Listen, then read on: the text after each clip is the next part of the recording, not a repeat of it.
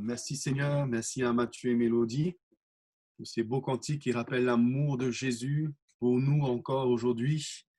En 2020, Jésus nous aime, il ne cessera de nous aimer, il veut attirer à lui tous ceux qui sont encore au loin et qui ont besoin de connaître cet amour merveilleux qui transforme et libère.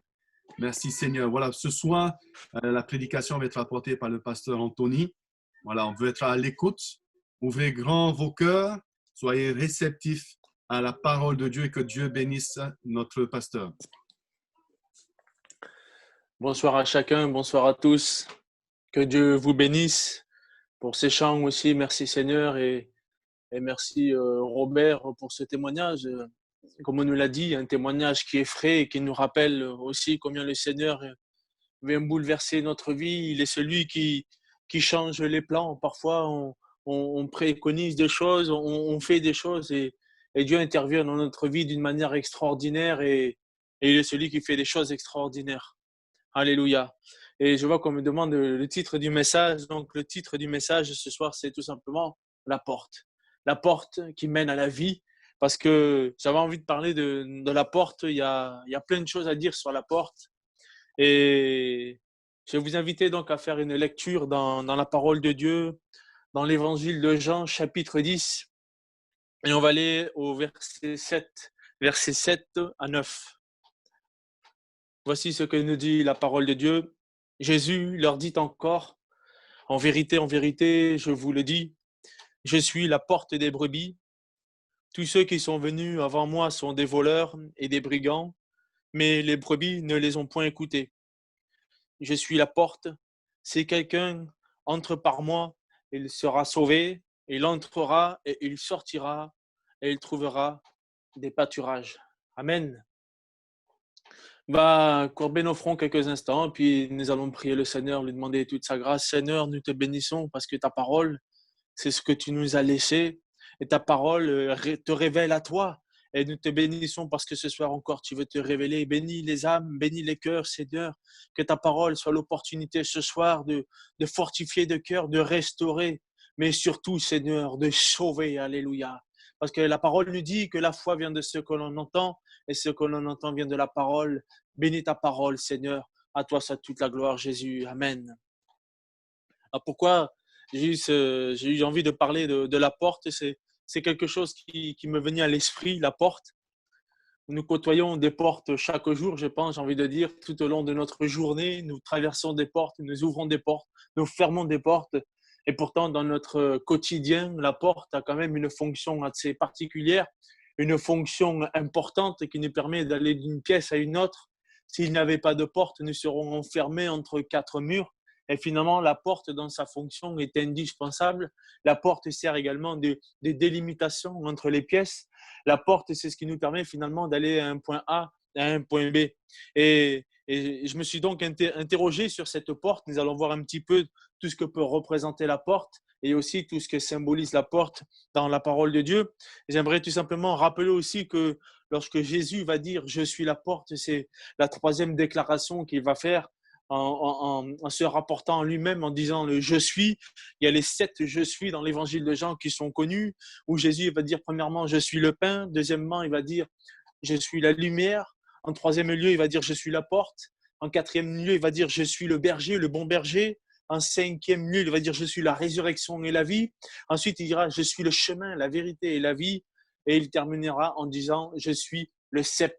Je suis la porte vient en troisième position et c'est comme si que le Seigneur, au travers de l'évangile de Jean, venait dans une révélation un petit peu plus progressive, alors qu'il se révèle comme en premier lieu comme quelque chose d'indispensable, de nourriture, quelque chose qui finalement qui est vital pour les besoins de l'être humain. Il va ensuite se révéler comme étant je suis la lumière, quelque chose dont nous avons tous besoin dans notre vie afin de pouvoir voir clair autour de nous. Il va se révéler comme étant la porte. Et on pourrait se dire mais pourquoi le Seigneur a décidé donc de se révéler en étant la porte? Et je pense que c'est le Seigneur a décidé de se révéler comme étant une porte, c'est parce qu'il veut nous amener à prendre conscience de l'importance d'une porte. Et la symbolique de la porte, ce qui peut représenter une porte, c'est un passage, c'est une brèche, c'est aussi ce qui symbolise une issue de secours. un moyen par lequel nous pouvons nous enfuir, un moyen par lequel nous pouvons nous échapper.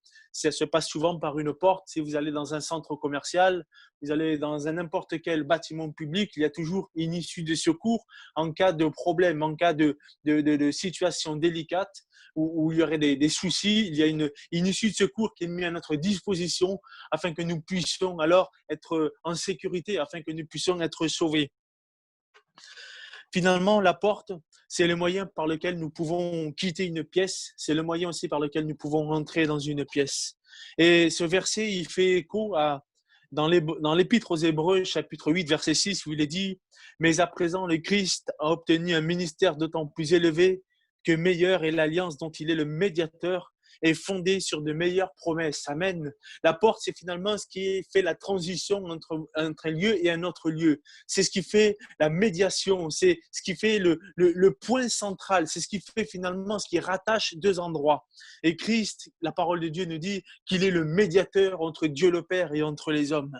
C'est pour ça que Christ va dire « Je suis la porte ». Et je crois que tous les hommes, quels qu'ils soient, peu importe ce qu'ils pensent, peu importe la conception qu'ils peuvent avoir de Dieu, parce que tout au long de la parole de Dieu, nous réalisons que les hommes ont essayé de conceptualiser Dieu, ont essayé d'imager Dieu selon leur conscience et selon leur manière de voir.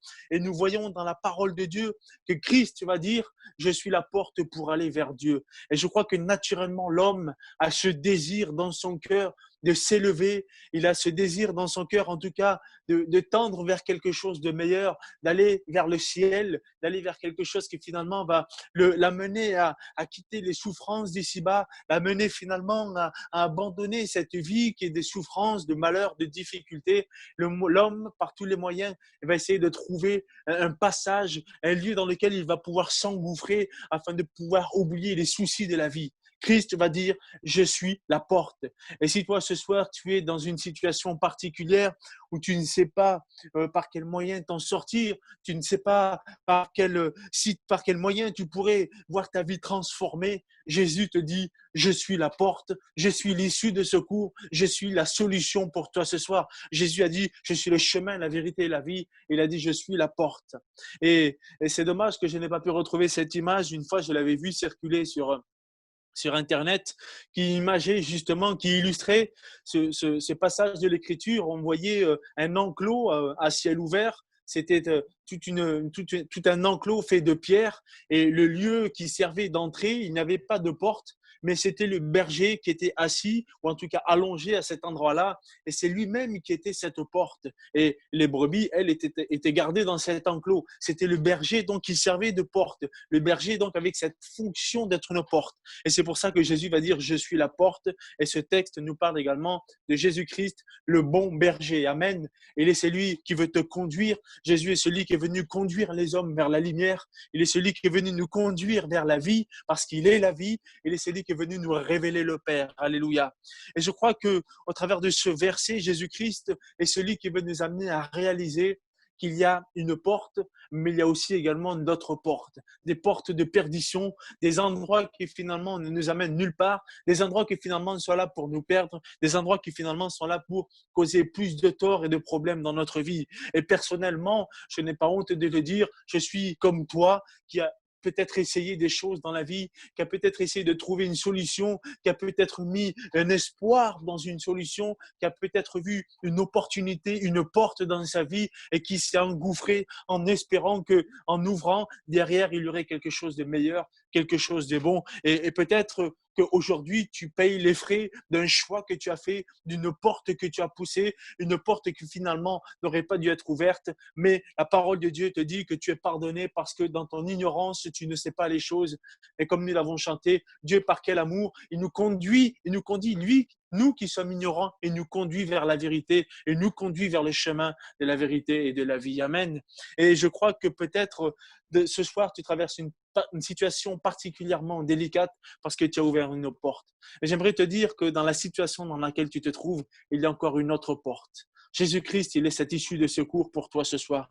Il est ce moyen par lequel tu peux être sauvé. Il est ce moyen par lequel finalement tu peux voir ta vie transformée. Dans le témoignage de Robert, Robert était une personne qui avait grandi d'une certaine manière, qui avait une conception de la vie, une manière de voir les choses. Et Robert finalement a poussé une porte, celle de la parole de Dieu, et cette porte l'a mené vers des choses extraordinaires, comme nous dirons dans le verset 9.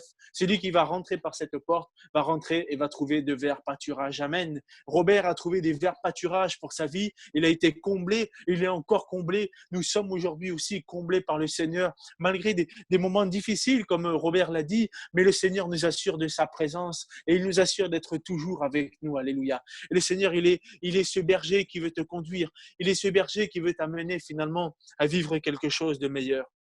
J'aimerais t'amener à réaliser que, quelle que soit la situation dans laquelle tu te trouves, Dieu te fait grâce ce soir parce que c'est Christ qui est venu ouvrir la porte pour nous.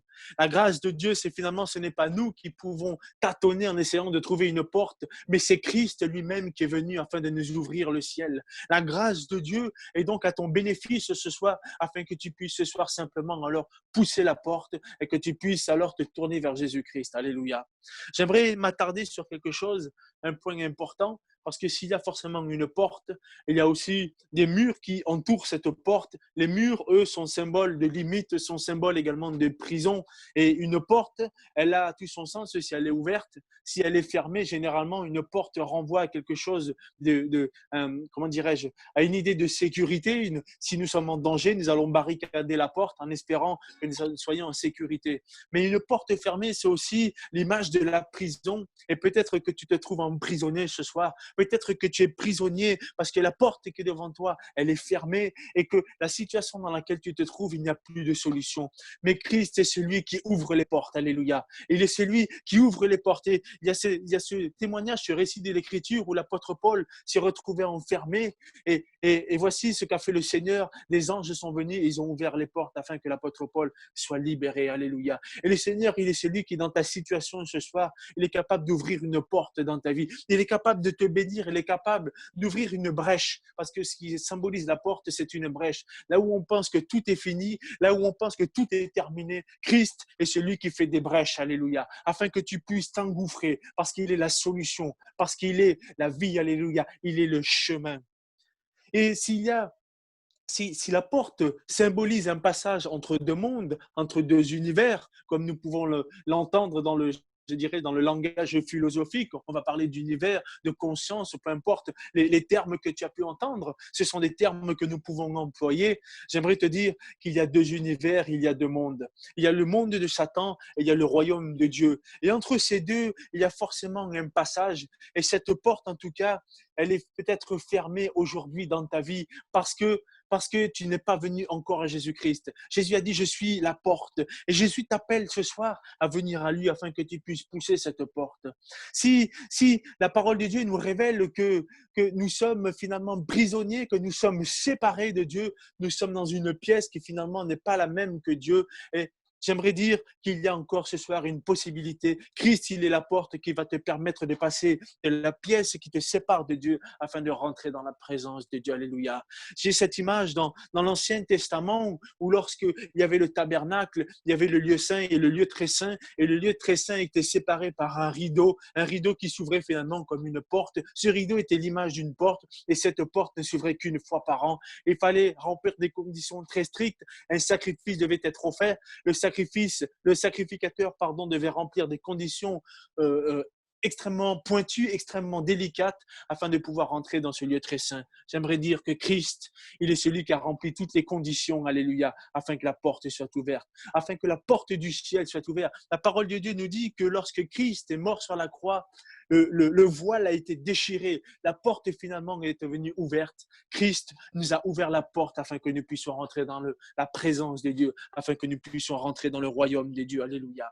Car la parole de Dieu nous dit que notre péché agit comme inimitié entre Dieu et nous. Notre péché finalement agit comme une séparation entre Dieu et nous. Et j'aimerais alors t'amener ce soir à réaliser, comme le dit chez verset 9, celui qui entre par moi sera sauvé. Si tu entres à Christ, ce n'est pas seulement pour être béni, mais c'est pour être sauvé. Et Christ, il est cette porte afin que tu sois sauvé de la mort à venir. Et j'aimerais m'attarder aussi un petit peu sur les temps particuliers dans lesquels nous vivons. Tu as certainement entendu les informations aujourd'hui, et en tout cas dans les jours qui ont précédé. Il est dit qu'Israël a fait un accord de paix entre les nations environnantes, les nations arabes. Et j'aimerais te dire que la parole de Dieu a prophétisé ces choses il y a plus de 2000 ans. Ce sont des écrits qui sont consignés dans la parole et ce sont des choses qui s'accomplissent aujourd'hui. Et je ne peux m'empêcher alors à ce temps d'urgence où Noé criait vers ses contemporains en leur disant Dieu va revenir, Dieu va exercer un jugement sur la nation. Il est temps pour vous de rentrer dans l'arche. Et nous voyons dans le livre de la Genèse, chapitre 6, verset 16, lorsque Noé va devoir construire l'arche, il est dit tu établiras une porte sur le côté de l'arche. Et j'aimerais, dans ces temps d'urgence aujourd'hui, où Christ revient bientôt, ou dans ces temps de chaos autour de nous, dans ces temps de troubles, la parole de Dieu nous avertit que le Seigneur, il revient bientôt. Et il va revenir au milieu de ces temps de troubles. Et dans ces temps de troubles, la parole de Dieu retentit, comme Noé faisait retentir ce message. Jésus-Christ, il est la porte afin que tu sois sauvé. Et il y a cette invitation pressante de Dieu lui-même par sa parole qui t'invite à entrer par la porte en Jésus-Christ afin que tu sois sauvé. Parce que l'arche, c'était le moyen pour permettre à Noé et à celles et ceux qui allaient accepter d'être sauvés du déluge. Et Jésus-Christ, il est la porte, il est le moyen pour celles et ceux qui vont l'accepter d'être délivrés de la colère à venir. Jésus, il est finalement cette porte qui va nous permettre alors de rentrer dans le salut, de nous permettre de rentrer dans cette arche afin que nous soyons sauvés et que nous soyons délivrés. Alléluia. Dans Actes chapitre 4, verset 12, il est dit « Il n'y a de salut en aucun autre, car il n'y a sous le ciel aucun autre nom qui ait été donné parmi les hommes par lequel nous devions être sauvés. » Alléluia, gloire à Dieu. Si Jésus est venu afin de nous sauver, c'est parce que nous sommes perdus. Et la parole de Dieu nous révèle que nous sommes sous l'emprise du péché et que le péché agit comme une séparation entre Dieu et nous. Et Christ est venu nous libérer, nous sauver de cette condition misérable. Il est venu nous réconcilier avec le Père, nous dit la parole de Dieu. Il est cette porte qui nous permet finalement de retourner vers Dieu le Père. Alléluia. Dans Matthieu chapitre 7, versets 13 à 14, par contre, il est dit « Entrez par la porte étroite, car étroite est le chemin qui mène à la vie, mais large et spacieux le chemin qui mène à la perdition. » La porte, c'est un endroit étroit. Et aujourd'hui, dans le bâtiment, lorsque nous construisons une maison, il y a plusieurs dimensions de portes, mais cela veut nous dire quoi? Que si une porte, peu importe la dimension qu'elle fait, on ne peut pas faire passer n'importe quoi par la porte. Les choses qui vont passer par la porte vont être obligées de se plier aux dimensions de la porte. Et je crois qu'il est important alors pour toi de réaliser que si tu veux venir à Jésus-Christ, tu dois passer par la repentance. Il est important pour toi alors de te détourner de tes mauvaises voies. Il est important pour toi de faire demi-tour. La porte que tu as ouverte, tu as la possibilité de la fermer ce soir et d'ouvrir celle que Christ met devant toi. Alléluia. Tu as l'opportunité ce soir de rentrer par une porte nouvelle, une porte étroite, une porte finalement qui t'amène finalement à te dépouiller, à te repentir. Alléluia. Dans Genèse chapitre 7, verset 1, il est dit « Entre dans l'arche, toi et toute ta maison. » Et j'aimerais te dire que c'est la parole que Dieu voudrait te dire ce soir. Cette parole que l'Éternel a donnée à Noé parce que Noé finalement a cru au message de l'Évangile, a cru au message de Dieu. Voici quelle a été sa récompense. Entre dans l'arche. Et j'aimerais te dire que ce soir, Dieu, il a cette parole pour toi. Si tu crois en Jésus, il peut te dire ce soir, tu es sauvé. Ce soir, tu es délivré de la colère à venir. Ce soir, tu es pardonné de ton péché et tu es libéré de la mort à venir. Alléluia. Dans Romains chapitre 5, verset 2, il nous est dit, nous avons la paix avec Dieu par notre Seigneur Jésus, à qui nous devons d'avoir eu par la foi accès à cette grâce dans laquelle nous demeurons fermes et nous nous glorifions dans l'espérance de la gloire de Dieu. Amen. Il est important pour toi de réaliser que ce soir, Jésus est ton accès pour aller vers Dieu. Jésus est le seul moyen pour toi afin de t'approcher de Dieu.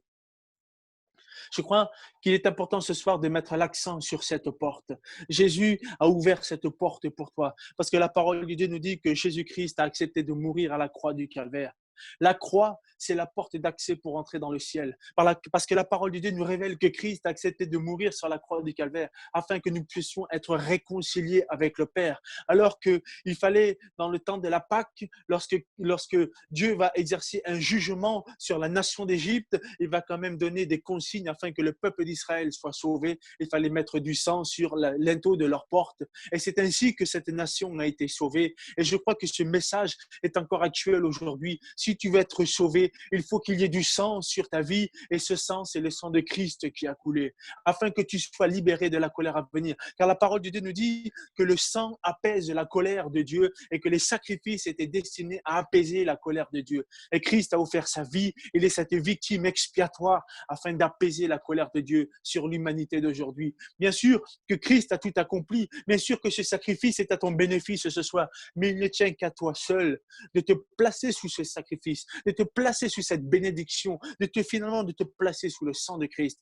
afin de voir la colère de Dieu qui est sur toi disparaître, être effacé, être écarté. Alléluia. Parce que toutes celles et ceux qui finalement ne refusent le message de l'évangile, même s'il y a eu un sacrifice, la colère de Dieu repose sur eux. Ce n'est pas parce qu'il y a eu le sacrifice que tu es forcément sauvé. C'est parce que tu vas te placer sur le sacrifice de Jésus-Christ. C'est parce que tu vas rentrer dans la porte que tu vas être sauvé. Parce que c'est le salut. C'est une porte qui est ouverte devant toi. Une porte a pour fonction d'être traversée. Si elle n'est pas traversée, une porte, finalement, elle ne sert à rien.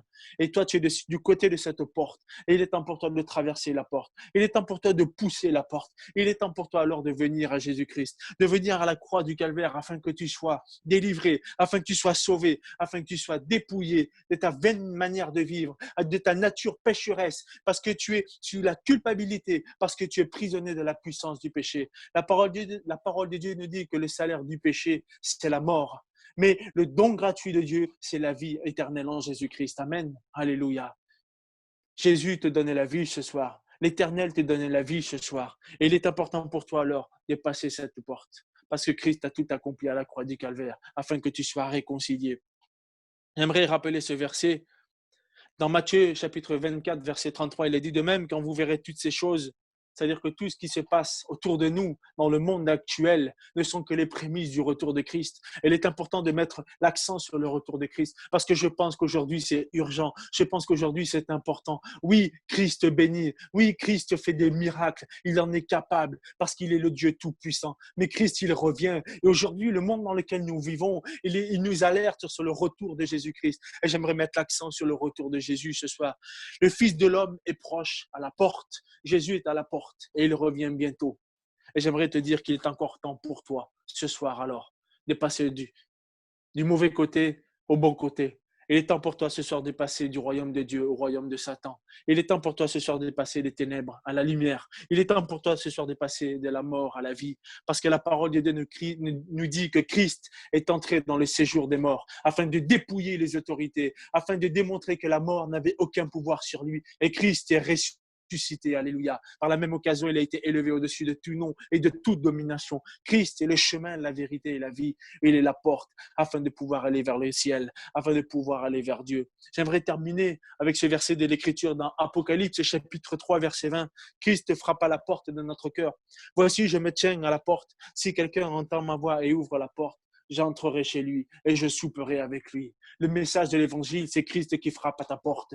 Le message de l'évangile, c'est finalement qu'un message qui nous appelle et qui finalement, je dirais même, nous recommande de nous repentir et d'accepter Christ comme notre sauveur. Je ne peux pas t'obliger à faire plus que des mots. Je peux te dire, tu te dois de repentir, tu dois accepter Christ, mais c'est à toi qu'appartient la décision. C'est à toi qu'appartient je dirais, le choix d'accepter Christ comme ton sauveur. Je ne fais simplement ce que Noé a fait et comme d'autres l'ont fait auparavant et comme nous le fait, comme le pasteur Didier Santana aussi le fait. Nous ne pouvons que te presser de faire le bon choix. Nous ne pouvons faire que ça. Parce que qui ne ferait pas ça s'il n'était pas animé de l'amour de Dieu, de presser nos contemporains en leur disant, tu te dois de faire le choix car il est encore possible pour toi.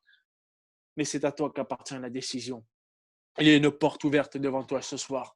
Et Christ est celui qui veut te faire passer de l'autre côté. Il est celui qui finalement, il t'attend. Il frappe à la porte de ton cœur ce soir. Il n'attend qu'une seule chose, c'est que tu lui ouvres. afin qu'il puisse entrer dans ta vie, qu'il puisse changer ta vie, comme Robert l'a dit. Il a été transformé, il a été béni. Christ a fait des choses extraordinaires dans sa vie. Toute ta vie, tout le temps qu'il te reste, Christ fera des choses extraordinaires dans ta vie. Parce qu'il est celui, il est Dieu, alléluia. Il est Dieu fait chair, alléluia. Le Seigneur, il veut te bénir ce soir. Il t'appelle, et je presse encore ce message. Christ frappe à la porte de ton cœur. Il est urgent pour toi alors d'ouvrir cette porte et de passer par la porte afin d'être sauvé. Que le Seigneur te bénisse.